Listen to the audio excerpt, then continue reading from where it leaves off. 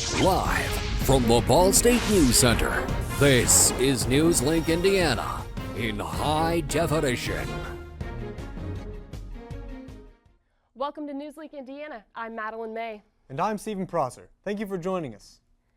The U.S. Supreme Court has already permitted 20 states to allow same-sex marriage, and now they are declaring that the gay marriage debate in America is coming to an end.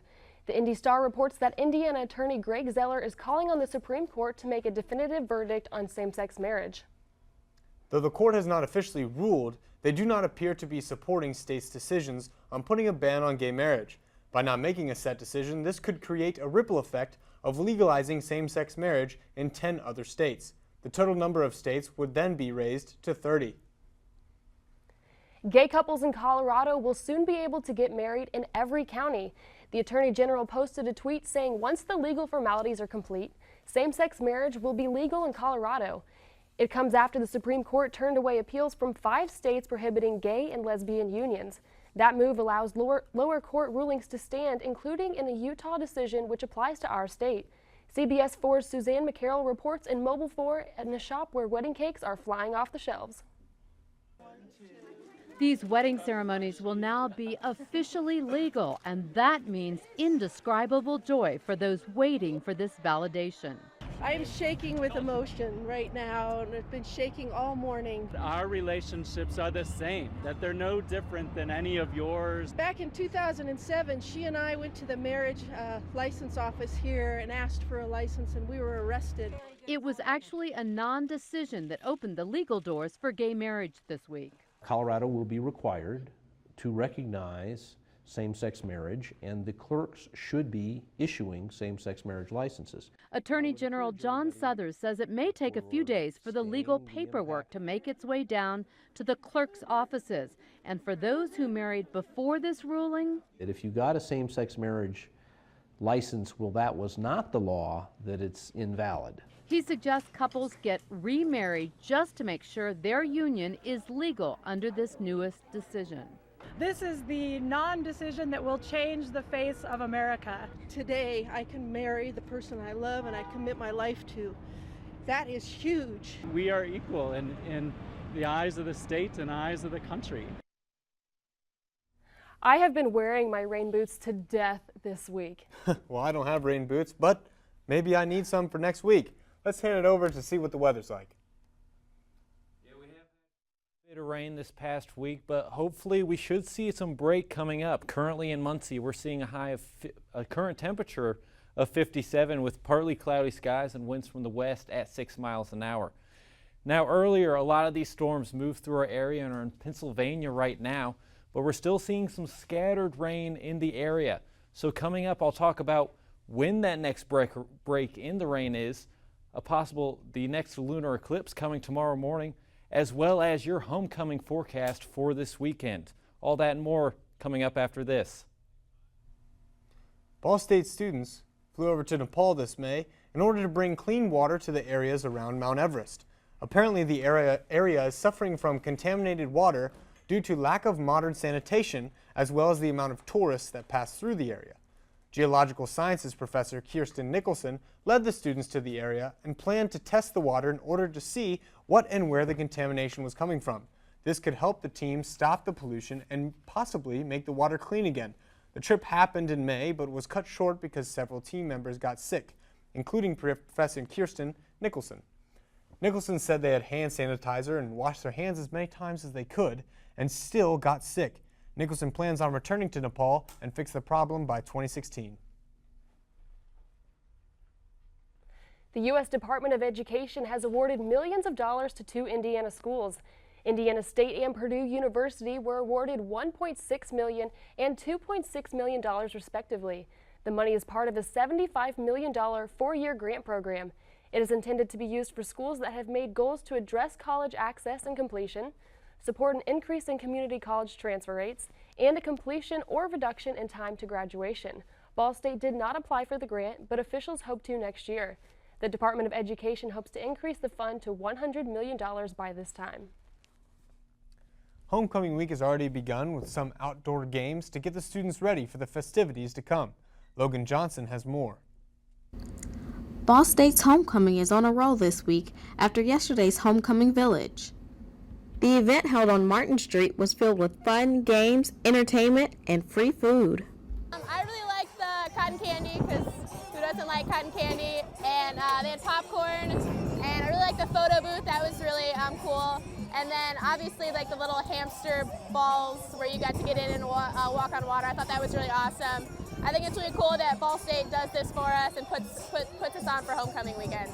Business owners and vendors in the village saw the event as a great opportunity to get their name out to the students. I sponsored the homecoming week for the Alumni Association, opening Let's Spoon in the village here in a few weeks, so just kind of wanted to get involved with the campus a little bit and let everyone know that we're coming. For students who were unable to attend the Homecoming Village festivities yesterday, there will still be homecoming events throughout the week to get students excited for Saturday night's football game. Logan Johnson in Muncie, NewsLink, Indiana. Some homecoming events still to come include a blood drive, homecoming dinner, air jam, and the homecoming parade. Coming up next, what the university is doing thanks to their donors.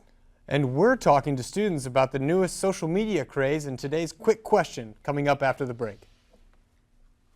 Pretty much a good day for me would be people leaving their hands off of me. I'm always called names. Everywhere that I go, there's always someone calling me names, calling me gay. I've been choked, thrown up against a wall, punched. Nobody's ever tried to help me.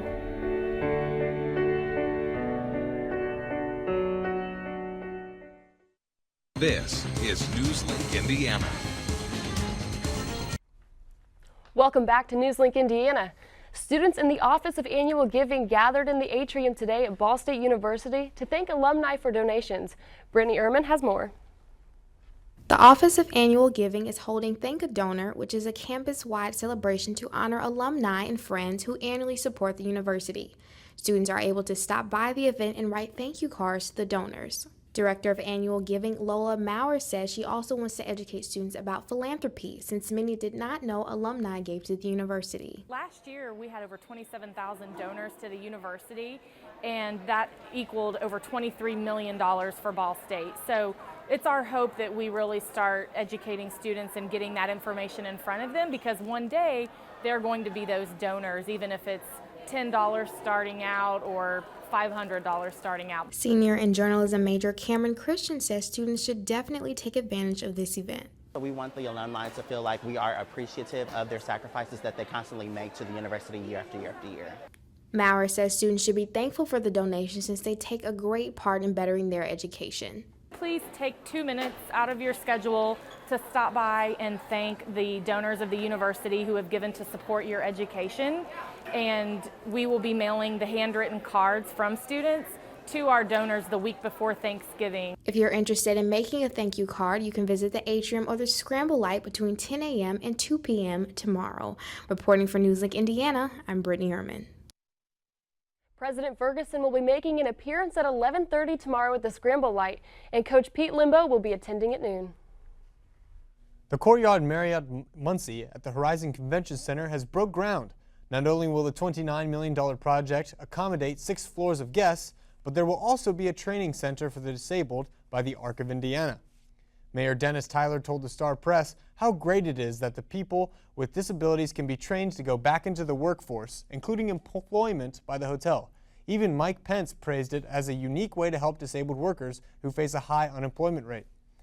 Associate Executive Director of the Arc of Indiana, Kim Dodson, said that the opening date will be October 1st, 2015. Well, it looks like those tweets you've got saved in your drafts folder might have a home now. The latest craze on campus is Yik Yak, a social media outlet where people can express themselves totally anonymously. We asked students to read their favorite yaks for today's quick question. Part of college, not tuition, not classes, not stress, but single-ply toilet paper, ladies and gents. I carry around a bottle of syrup in my backpack because I can't bring myself to pay the 20 cents for the containers in the dining halls. My last yak was, I wish I had a personal servant. Some people wear beanies and look like hipsters, and some just look homeless. And if you want to try your hand at yakking, you can download Yik Yak for free on the App Store. And that's all for today's quick question. I'm Jillian McNulty. Thanks so much, and back to you guys at the desk. Thanks, Jillian, for our quick question.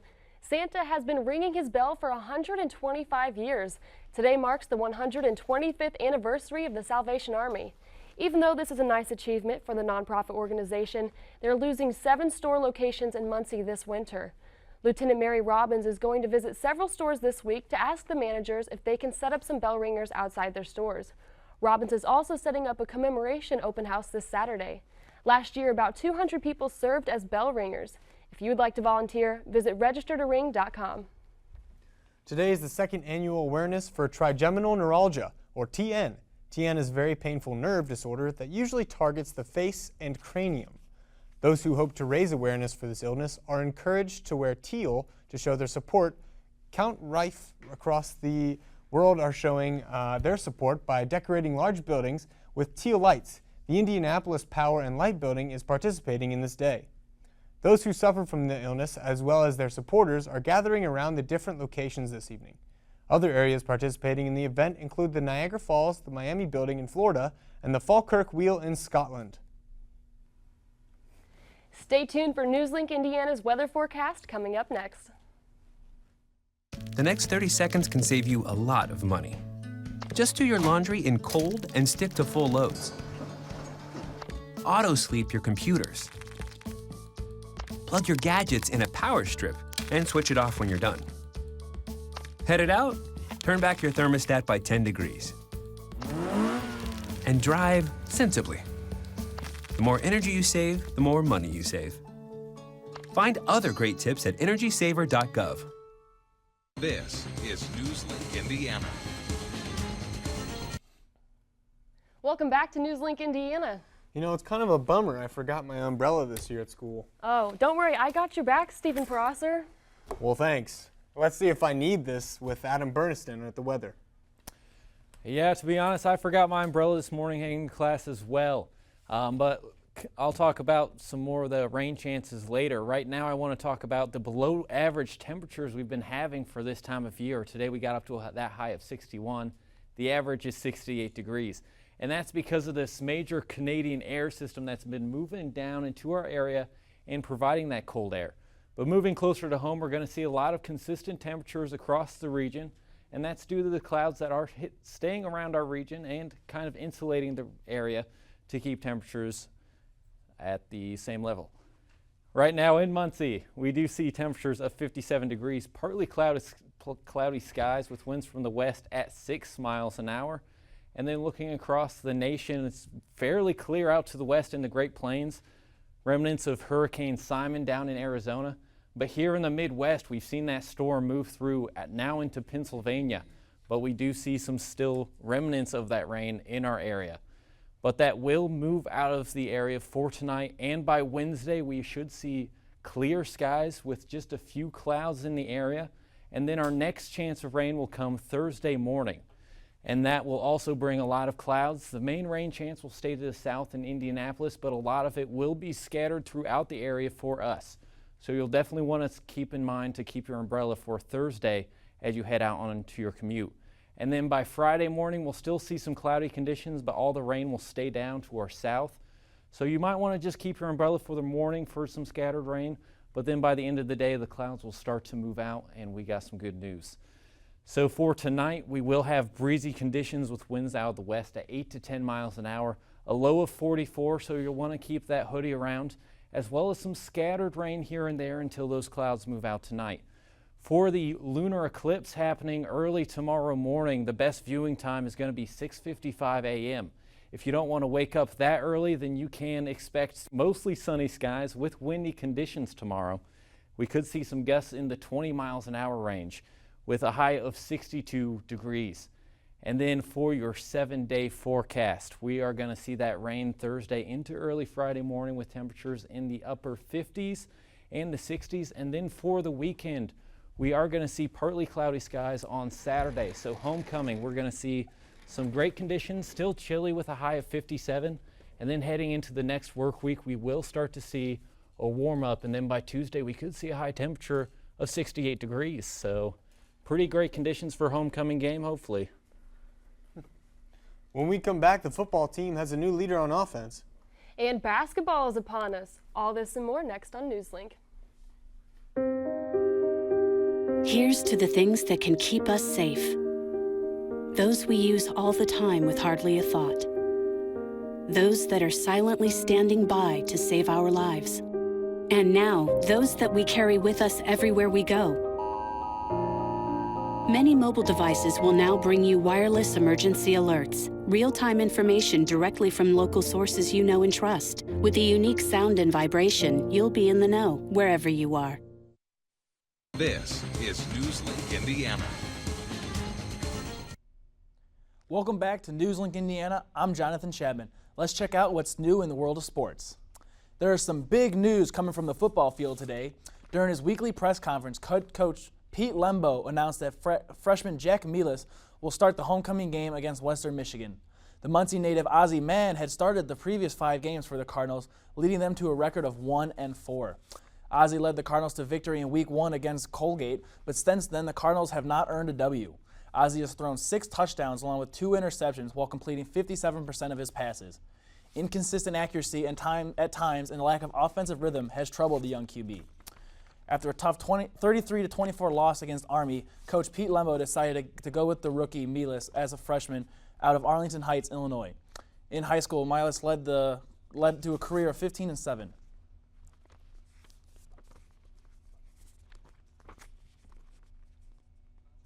Evaluating the team and where we're at, and I just felt like at this time we needed a little spark, a little injection of energy to the offense, and feel like we had a good opportunity to evaluate Ozzie through 5 games, and at the same time feel like we need to take a look at Jack under game conditions. Milas was surprised by the start, but is optimistic of the chance. You never know. I mean, it definitely was kind of a surprise, I guess, but I'm just excited for the opportunity. During the press conference today, Lembo announced the move, saying they're going to give Jack Milas a shot this week at quarterback. Milas also led his high school team he set 2 career records for passing yards and touchdowns at Arlington Heights. And now to the high school gym, where Yorktown girls volleyball was swept in 3 sets by the Carmel Greyhounds. The Tigers went into last night's match coming off a 2014 Delaware County volleyball tournament victory. In the first set, Yorktown jumped out to a 6-0 lead, looking like they were sticking with their winning ways. But it was not meant to be, as the Cardinals rallied with a 19-6 run to win the first set 25-16. The Cardinals jumped ahead of the Tigers to start the second set, but the Tigers did not give up. They rallied back to within 1 at 17-16 before the Greyhounds got some big plays to win the set 25-18. In the third set, the Tigers battled but lost the set 25-20, giving Carmel the sweep. The Carmel is now 20-7 on the season, with the Tigers falling to 22-6. And to the college gym, where both the men and women's basketball team hit the hardwood to prepare for the upcoming seasons. The men's team is coached by second-year coach James Whitford. The Cardinals are bolstered by 5 new freshman recruits, along with returning MAC freshman rookie of the year Xavier Turner. The Cardinals look to improve a disappointing 5-win season last year. The women's team had a good performance last season and look to continue their winning ways. The Cardinals made their way to the Mid-American Championship game for the first time since 2009. The Cardinals have 2 starters returning in Natalie Fontaine and Shelby Justice. Head coach Brady Sallee looks for his team to be successful in his 3rd season as head coach. Both seasons start November 14th with the men in Utah, while the women host in-state rival Purdue at Worthen, guys. I can't say I'm going to be at too many sporting events, but I'm excited for Ball State this year. Yeah, and then you got that homecoming game with the freshmen in there. So oh, I'm totally going. Yeah, hopefully the Cardinals can get back in the W column this week. Hopefully. I agree. Well, when we come back, we'll check out the entertainment section.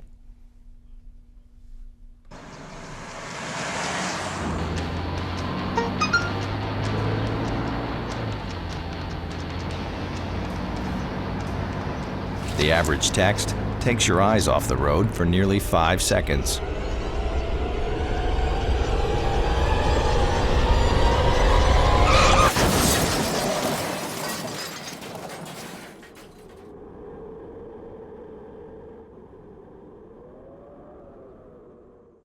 This is NewsLink Indiana.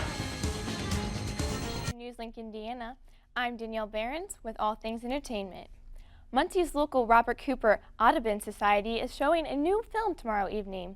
The film Billions to None is a part of Project Passenger Pigeon, which is a national effort to educate viewers about species extinction. The animated film tells the story of how the species went from numbering in the billions to non-existent by 1914. This showing is also the first of several local events devoted to the 100th anniversary of the pigeon's extinction. The film will be shown tomorrow at 7:15 p.m. at the Kennedy Library after a quick chapter meeting. Tomorrow is the third day of homecoming week, and you can join in the festivities by either donating blood or attending a homecoming-themed dinner. The blood drive will take place in Pruis Hall from 9 a.m. to 3 p.m., and homecoming pride points can be earned for donating. The Atrium and Neuer Retreat homecoming dinners will take place at 5 p.m. The Atrium will have Jamba Juice and Blue Bunny ice cream giveaways and a visit from Charlie Cardinal, while the Neuer Retreat will have music from a WCRD DJ and a special menu featuring a chicken wing bar. Students will also receive a free Ball State cell phone wallet for attending. Stephen Collins, who starred in the TV series Seventh Heaven, playing the role of a reverend and a father, is now the focus of an ongoing child molestation investigation. Earlier today, TMZ released an audio recording from 2012, which seems to be a confession by Collins, recorded during a therapy session with his estranged wife. The alleged incident took place 40 years ago in New York. In the meantime, Collins was fired from his job working on the movie Ted 2, and he has resigned from his position on the national board of the Screen Actors Guild. That's all for entertainment. I'm Danielle Behrens. Now back to the news desk. You know, I've really been bothered the last couple of days wearing my glasses in the rain. Give me a final look at weather. Yeah, we've had quite a bit of rain here recently these past couple weeks and past couple days. But we're going to see a clear day for Wednesday, so you will not need your umbrella that Wednesday. But then that Thursday, we are going to see some spotty rain, so unfortunately you will have to carry your umbrella or at least jacket throughout the day that day. Expect a high of 60. And then you might want to just carry your umbrella early that Friday as well, until the afternoon with a high of 58. But then for Saturday, for homecoming game, we're expecting some fairly decent conditions as far as sky and no rain. We will still have some chilly conditions with only a high of 57. So you'll definitely want to keep bundled up, but tailgating and barbecuing out will still continue for that day and should be fine. And then by Sunday, we are expecting another chance of just scattered rain with a high of 61. And then for Columbus Day on Monday, we're going to see some partly sunny skies with a high of 65. And then another warm up for Tuesday with a high of 68. So we're going to see some back to normal temperatures by the end of this week and into the beginning of next week. As well as for homecoming game, we shouldn't see any rain, and we should see some great conditions for that game. Well, that's all tonight for NewsLink Indiana. Be sure to watch tomorrow night at 9 right here on Cardinal Vision. And be sure to like us on Facebook and follow us on Twitter. Have a good night.